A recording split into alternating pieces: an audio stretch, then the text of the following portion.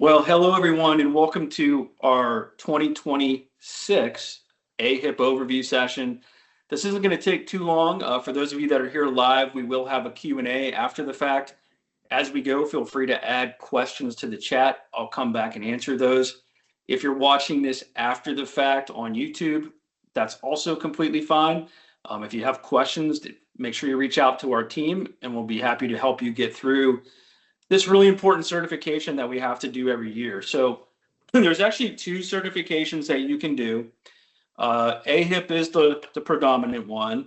Some people also choose to do this other certification through NABIP. And a lot of people in the Medicare space are members of NABIP. They have another certification that you can take that's similar to AHIP.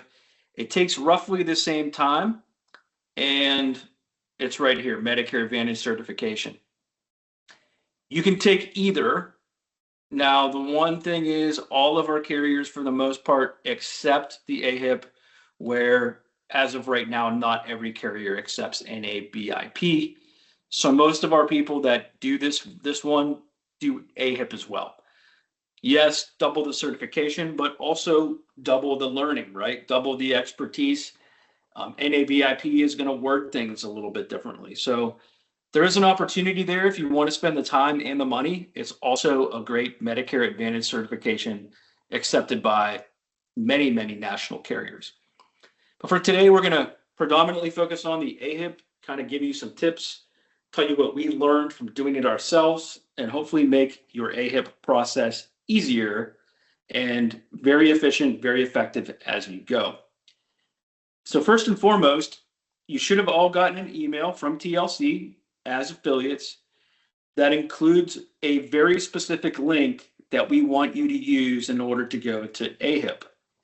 The reason for that is we want you to take advantage of our exclusive $50 annual certification discount. And so when you log in, I'm already finished, so mine's going to look slightly different. When I log in, you're not going to see what I want you to see when you first log in. So I'm going to show you some screenshots that I took. So when you first log in, you are going to initially see a screen that looks like this. And it's going to ask you to do a site license confirmation. I want to go over this just briefly because during certification season, you're actually going to see this multiple times. So site license confirmation.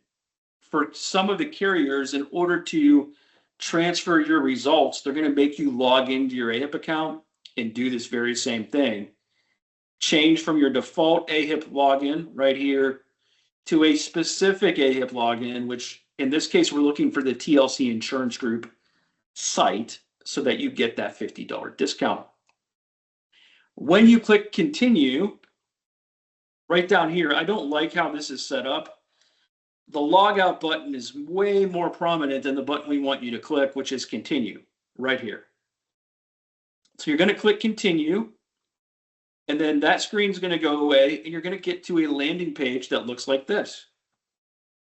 And importantly, what you're looking for is two things. One, do you see TLC in the top right corner? If you don't, you're not in the right site, and you want to go back to that email from TLC and use that link that was embedded in that email to get to this discounted version. So you want to see TLC Insurance Group at the top, and you also want to see a total cost of $125. If you see $175, again, you're in the wrong site and you're not getting the advantage of that $50 discount. So really important that we take our time, make sure we're logged into the right site, and that we have the appropriate discount that you're deserving of as an affiliate of TLC Insurance Group. For those of you who have done AHIP before, the navigation is unchanged. So you're going to get in, you're going to have this My Certifications area in the middle of the page, and you're going to have a progress wheel showing what percentage of the AHIP have you completed for this sales year, 2026. I already did it. So mine, if I click in here, I'm going to have check marks for modules 1 through 5 and the final exam. That's good news, right? That means I'm done. These modules are very similar both in design and in content to what we have had every single year. So when you're looking at the modules, as you go, this is module 1. You see the title at the top. What I like to do is highlight this, I copy it, and then I download slides for each module. And as I download them, see it pops up in my navigational screen here. I click download. I'm going to name each one what that title was at the top. That way, when I'm looking at 7 modules of content later, I have a good idea of the topics that were covered in each of those modules. And I can search this using simple search functions on my computer. You all have them. Control and F. If you have a Mac, it's Command and F. And I can search this document for things that I might need as I'm trying to answer test questions. Also similar this year, at the end of every module, there's going to be what's called a final review. So modules 1, 2, 3, 4, and 5 all have a 20-question final review. Let's click on it. Now, I have done it twice. You could see the first time I did it for real, I got a 90%. And then I was fooling around doing another one of these presentations, and I went through it quickly, and I got a 20%.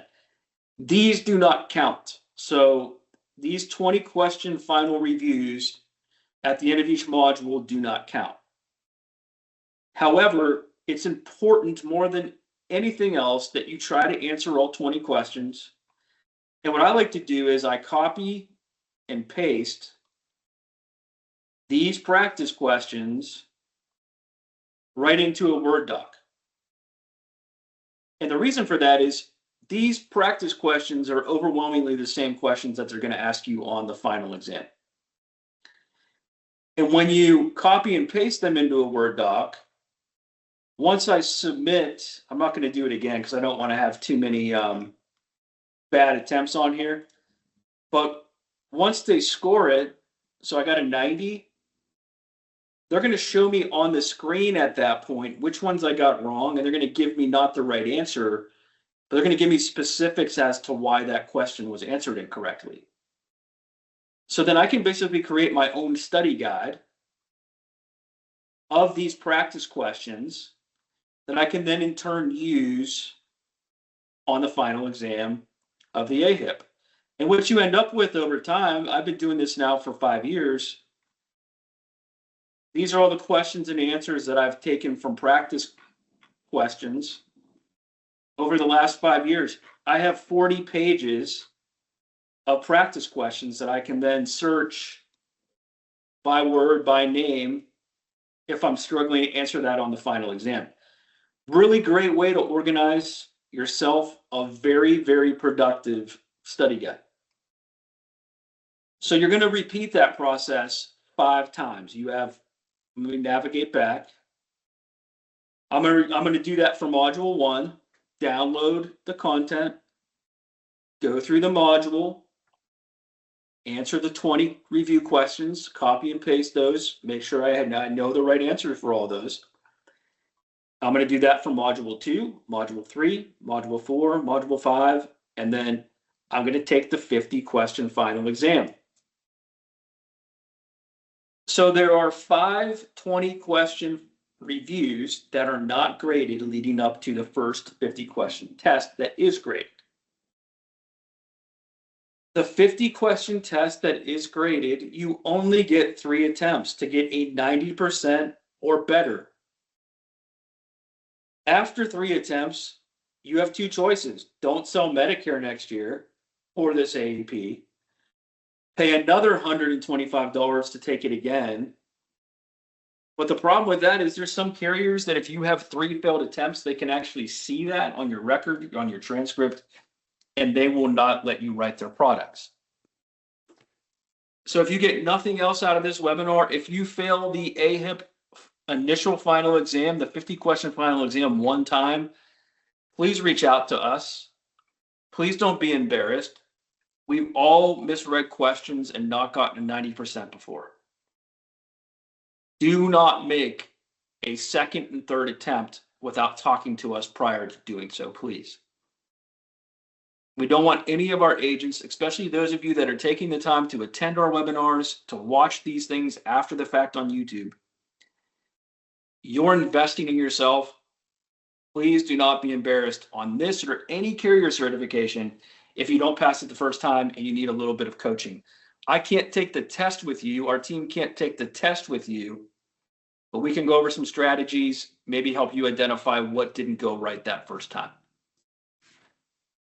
So once I pass that, I still have to go to do fraud, waste, and abuse. There are 3 modules, and it's the same process here, okay? So when I'm in here, I have the ability to download the slides. Now, here's something that's slightly different. Each of these 3 small sections, so you have non-discrimination, fraud, waste, and abuse, general compliance. Each section has its own review. Again, questions that don't count, I'd copy and paste those. And then they have their own shorter assessment.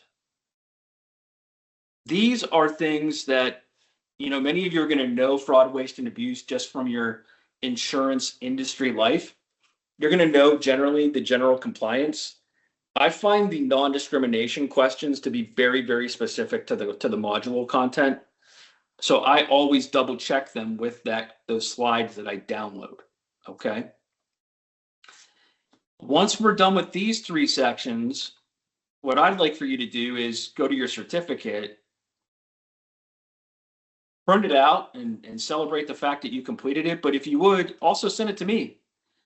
Let me celebrate that with you. Let me see that you've completed that, and then we can help you get on to the next thing you got to do with carrier certifications. But that's a little bit about the navigation. The last thing I want to show you before we go over some more tips is when you're on the Medicare course home, once you have finished and gotten your certificate, over here, you can purchase CE credits. I already got them. I purchased 6 credits. So you can get 6 credits. Okay, 6 credits. I did Ohio. Let me just do PA so we can see what it looks like. $33.50 for your state for 6 CE credits. I did the work of AHIP. I'm getting the 6 hours of CEs. You got to put in your license number, your license expiration date, $33.50 for 6 hours. Please take advantage of that. We all tend to get busy, and then at the end of the, our certification year, like you see my license expires next year. If I don't do that, I'm giving up, a lot of hours in those 3 years that could go towards my license renewal. So let me talk through some notes observations that I had this year. In module 1, there were more questions that I observed this year than in past years about working past age 65. I didn't see a lot of them on the final exam though. So I went through, there was 3 or 4 review questions on working past 65. And on my final exam, I only had maybe 1 question on working past 65. Module 2 is where you're going to want to pay attention to the changes for dual plans. So there are new categories of these fully integrated dual eligible plans. And they're called FIDE, FIDE, and HIDE, HIDE. That stands for fully integrated dual eligible and highly integrated dual eligible. Pay attention to that content. Try to learn it as you go, and note that that's going to be a sales opportunity in many states, because what it's going to result in is some carriers in certain states were selected to offer these new plans, and others, in some cases, that have had those dual plans for a long time are going to be shutting down their plan. And if you're in Ohio, that's definitely something to be paying attention to, and I know that's going to be in other states as well. Pay attention to that as you go through, okay? Module 3 outlines the drug pricing for 2026. Not substantial changes. We are going to have now a little bit of a higher ability for carriers to have a deductible for Part D if they choose to. And they basically bumped up the $2,000 out-of-pocket limit to $2,100. Also new this year, and perhaps very time-consuming, I found it to be very time-consuming. In the past, if you're doing a recertification of AHIP, meaning you've done it in the past, Module 1, 2, and 3 were self-navigational. Module 4 and 5 required you to spend about 3 seconds per slide before you advanced. Now, I read every slide, but I'm a pretty quick reader, and so I can get through it pretty quickly, even taking in all of that information. Where now for modules 4 and 5, it's forced per slide attention. I had to listen to the narration of every slide on module 4 and 5. So there is some time involved there. So, we always recommend that you don't do AHIP at work unless you have a quiet, uninterrupted block of time available. I would say module 4 and 5 is something that you could listen to, maybe while you're doing something else. If you're that type of person that multitask, just know you're going to have to dedicate time to being on the screen for 4 and 5 for the duration of those narrations. So the other thing that I did this year is I created a PowerPoint where I copied a lot of the charts from the AHIP. I'm going to share this with you. The resolution's not great, I know that, but you can print these, put them in a binder. These charts are great references for a lot of things that we do as agents. And it's visual, it's easy to reference. How do you get Medicare coverage, right? What are the different Medigap plans and the coverage rates? What's the standard benefit plan for 2026 drug plans? Enrollment periods. We get so many questions about enrollment periods. Here's a very nice, easy to understand table with more detail about enrollment periods. And so I'm going to share that with you as an additional resource just to keep as an agent. And I think these charts are also helpful when you're taking the test. So with that, that's our quick review of the AHIP process. Those of you here, I will send an email with my tips sheet. It's going to have the links to the first 5 modules content that I've already downloaded for you, and some of those tips that I had up on the screen. I'm going to send you this as well as a resource. And if you're watching this on YouTube and you need either of these pieces that I've gone over, just let me know. I'd be happy to send those to you. So to conclude, let's kind of wrap things up with just a few reminders. Reminder number 1, let's make sure that we use the TLC link and that we're on the AHIP page, even though mine doesn't show it right now, that in the top right corner, instead of these people, you see TLC and that you only pay $125, not $175.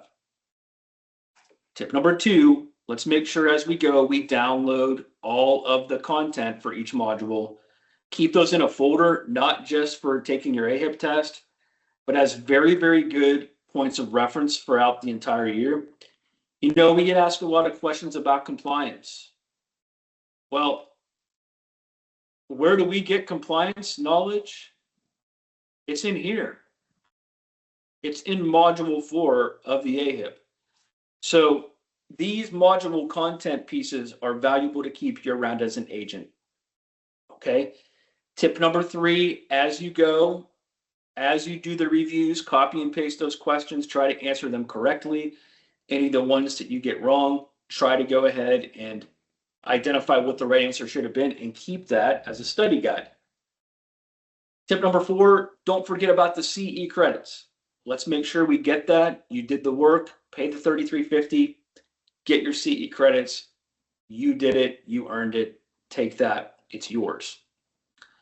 And then finally, and most importantly, as we said, you get 3 attempts on that 50-question test and 3 attempts on each of the tests in that fraud, waste, abuse section. If you fail any of it one time, please reach out. And again, please do not be embarrassed about that. None of us are going to judge you. We're part of your team. We're all here to support you. And we want you to have a success getting through this. We want it to be efficient, effective, and a really good learning experience. That's all we have for now. If you're listening online, feel free to reach out. And for those of you that are here while we're recording this, I'm going to stop the recording and then I'll answer any questions that you might have.